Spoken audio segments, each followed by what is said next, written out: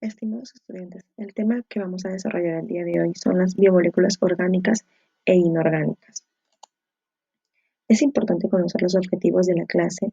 Para esta clase es que ustedes puedan identificar las características de las biomoléculas inorgánicas y biomoléculas orgánicas en un organizador gráfico. Aquí ustedes pueden observar la rúbrica con los criterios de evaluación. Podemos por favor ir a la plataforma Cubicol, observar el foro número 1, donde nos pide observar cada una de las imágenes y responder a la pregunta: ¿los compuestos que se observan en la imagen son biomoléculas orgánicas o inorgánicas? Después de responder el primer foro, escuchemos por favor qué es una biomolécula orgánica y una biomolécula inorgánica. Si bien es claro, biomoléculas es la combinación de los átomos de los bioelementos y los oligoelementos mediante enlaces químicos, las biomoléculas orgánicas se llaman así porque son exclusivas de los seres vivos según sus características. Estas biomoléculas se clasifican en carbohidratos, lípidos, proteínas y ácidos nucleicos. Las biomoléculas inorgánicas se llaman así porque están presentes tanto en seres vivos como en los elementos inertes, como por ejemplo el agua y las sales minerales. Veamos a los carbohidratos. Los carbohidratos son moléculas biológicas más abundantes, tienen una proporción de carbono, hidrógeno y oxígeno en las siguientes proporciones, de 1, 2 y 1 respectivamente. Estos carbohidratos se pueden encontrar en distintas formas. Pueden ser monosacáridos, oligosacáridos o polisacáridos. Los monosacáridos son cadenas de 3 a 7 átomos de carbono. De acuerdo con su número de carbono, tienen diferentes nombres. Si poseen 3 carbonos, triosas, 4 carbonos, tetrosas, 5 carbonos, pentosas y así sucesivamente. Un ejemplo de monosacáridos es la glucosa, que se encuentra formada por 6 carbonos, por lo tanto es una hexosa. Lo mismo pasa con la fructosa, que se encuentra en las frutas, es un azúcar en las frutas. Otros ejemplos importantes de monosacáridos son la ribosa, la desoxirribosa, la fructosa, la glucosa y la galactosa. La ribosa es una pentosa que forma parte del ARN, el ácido ribonucleico, y participa en la síntesis de proteínas. La desoxirribosa es una pentosa que también forma parte del ADN y es la molécula de la herencia. La fructosa es un azúcar que se encuentra en las frutas como la naranja, la piña o el mango. Se encuentra también en la miel y se utiliza como edulcorante en muchos refrescos. La glucosa es el monosacárido más abundante en los seres vivos y se producen por la fotosíntesis de las plantas. Circula en nuestra sangre y la encontramos en muchos productos dulces. La galactosa es una hexosa que forma parte del azúcar de la leche. Aquí ustedes pueden observar la estructura de la glucosa, de la ribosa, y en este lado también podemos observar la estructura de la fructosa. Tenemos otros principales monosacáridos como la eritrosa, la derribosa, la glucosa, la eritrulosa, la ribulosa y la desoxirribosa. Oligosacáridos.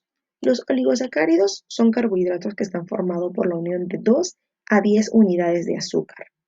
Por ello tienen un sabor dulce y proporcionan energía rápida, al igual que los monosacáridos, como por ejemplo la sacarosa. La sacarosa es un disacárido, por lo que posee o está formado por 2 monosacáridos, unidos por un enlace glucosídico. Al unirse 2 moléculas de azúcar, se pierde una molécula de agua. En la sacarosa se une una molécula de glucosa con una fructuosa. Como ustedes pueden ver en esta imagen, una glucosa más una fructosa unidas por un enlace glucosídico tiende a formar una sacarosa. Aquí ustedes pueden observar la estructura de la sacarosa. Acá también vemos una imagen de la galactosa más una glucosa, me va a dar una lactosa, que también es un disacárido. Son 2 monosacáridos unidos por un enlace glucosídico. Muy bien. Luego tenemos a los polisacáridos. Son polímeros formados por la unión de más de 10 monosacáridos y consisten en largas cadenas formadas por varias unidades de azúcar. Incluso pueden ser cientos de ellas. Algunas funcionan como reservas energéticas tanto en plantas como en animales, mientras que en otros cumplen la función estructural, es decir, dan forma y firmeza a ciertos organismos. Ejemplos. Ejemplos de polisacáridos como el almidón y el glucógeno. El almidón es un polisacárido de reservas que se encuentra en las plantas. Está formado por la unión de cientos de unidades de glucosa que forman espirales compactas, de manera que se pueden almacenar adecuadamente. El enlace que se establece entre estas unidades se conoce como alfa-glucosídico. El glucógeno también está formado por la unión de moléculas de glucosa, pero forma una estructura muy ramificada, es decir, con muchas cadenas laterales que se desprenden de la cadena principal. Y este forma también enlaces alfa-glucosídicos. Ya hemos visto ejemplos de polisacáridos. Acá tenemos un ejemplo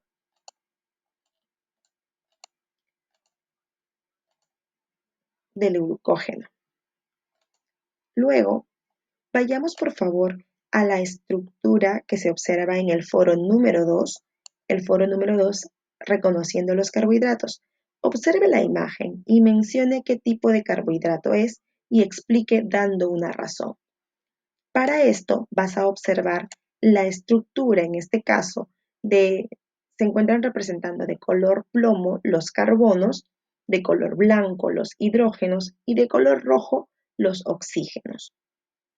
Vas a verificar qué tipo de carbohidrato es. ¿Es un monosacárido, un polisacárido o un oligosacárido? Vas a verificar la cantidad de carbonos, a contar las proporciones y verificar. Recuerda las características de cada uno de estos grupos. Después de responder este foro y de haber observado ya todo respecto a los carbohidratos, lo siguiente que vamos a ver son los lípidos. Los lípidos son moléculas formadas por ácidos grasos y glicerol.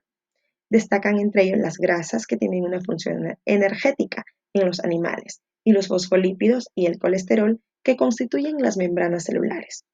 El colesterol es un lípido necesario para el buen funcionamiento del sistema nervioso y también para elaborar la bilis y algunas hormonas. Se produce de forma natural en el hígado a partir de grasas que consumimos. Sin embargo, cuando se encuentra en concentraciones muy elevadas, pueden causar problemas en la salud. Por favor, vayan al foro número 3, lípidos. Les pide ahí observar el video número 1 y responder a la siguiente pregunta. ¿Por qué es importante los lípidos? Mencionen la importancia de los lípidos. Para esto te podrás ayudar con el video número 1. Luego de responder ese foro, vayamos a las proteínas. Las proteínas son moléculas formadas por la unión de aminoácidos. Desempeñan un gran número de funciones. Tienen función estructural, como el colágeno en la piel, una función transportadora, como la hemoglobina en la sangre, una función defensiva, como los anticuerpos, una función reguladora de reacciones químicas, como las enzimas. Tenemos ahí algunas funciones ya mencionadas y donde podemos encontrar estas proteínas. Las podemos encontrar en la espinaca, el coliflor, el pepino, los champiñones, el pimentón, cada una con diferente proporción de proteínas. Luego de observar,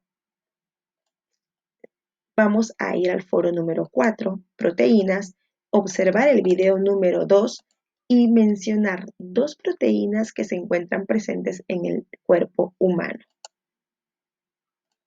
Después de observar, entremos a los ácidos nucleicos. Los ácidos nucleicos son moléculas formadas por la unión de nucleótidos. Existen 2 tipos de ácidos nucleicos. El ADN, que es el ácido desoxirribonucleico, que es el encargado de almacenar y transmitir la información para el desarrollo y funcionamiento del ser vivo. y el ARN, que es el ácido ribonucleico, cuya función es colaborar con la síntesis de proteínas. Aquí podemos observar un cuadro, una figura de biomoléculas orgánicas, como los glúcidos, lípidos, proteínas y ácidos nucleicos. Muy bien. Biomoléculas inorgánicas. En este caso, las biomoléculas inorgánicas, como ya se mencionó, pueden estar en los seres vivos y también en estructuras inertes. Un ejemplo es el agua, otro las sales minerales. El agua es una sustancia más abundante en los seres vivos, que constituye alrededor del 65% de nuestro cuerpo, aunque puede variar de un organismo a otro.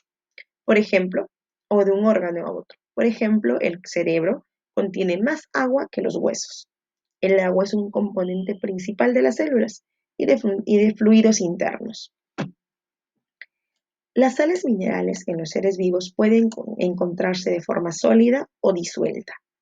Si se presentan sólidas, formando estructuras rígidas como los huesos y las conchas, donde cumplen una función de protección y sostén.